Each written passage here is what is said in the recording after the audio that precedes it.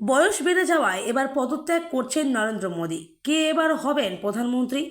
প্রধানমন্ত্রী পদ থেকে সরে যেতে পারেন মোদী। হঠাৎ কেন এমন সিদ্ধান্ত নিতে পারেন এই জনপ্রিয় রাজনৈতিক নেতা? এমনই একটি মন্তব্য করেছেন শিবসেনা নেতা সঞ্জয় রাউত। তবে এই বক্তব্য একেবারেই মানতে নারাজ হয়েছেন মহারাষ্ট্রের মুখ্যমন্ত্রী দেবেন্দ্র ফডণবীস।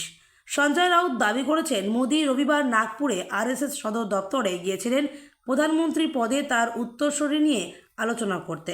প্রধানমন্ত্রী হিসাবে রবিবারই মোদী আরএসএস সদর দপ্তরে যান। এ প্রসঙ্গে ফডণবীস জানিয়েছেন, নরেন্দ্র মোদীর প্রধানমন্ত্রী পদ থেকে সরে যাওয়ার প্রশ্ন ওঠে না, বরং 2029 সালে লোকসভা ভোটেও তিনি দলের প্রধানমন্ত্রী প্রার্থী হিসাবে নেতৃত্ব দেবেন। তবে রাজনৈতিক মহলে জল্পনা ছড়িয়েছে মোদীর বয়স বিধি নিয়ে।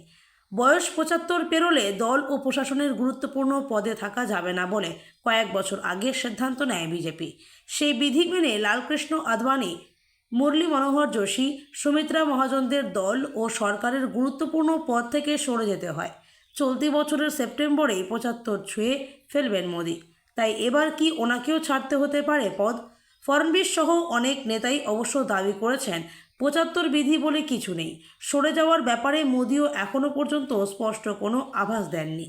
তবে গত বছর হরিয়ানা বিধানসভা নির্বাচনের প্রচারে মোদী সেভাবে তৎপর না থাকায় এখন প্রশ্ন হলো, মোদী সরে গেলে কে হতে পারেন দলের প্রধান মুখ? রাজনৈতিক মহলের একাংশের মতে উত্তরসূরি হিসাবে তেমন নেতাকেই বাছতে হবে যিনি মোদীর থেকেও কট্টর হিন্দুত্ববাদী হবেন।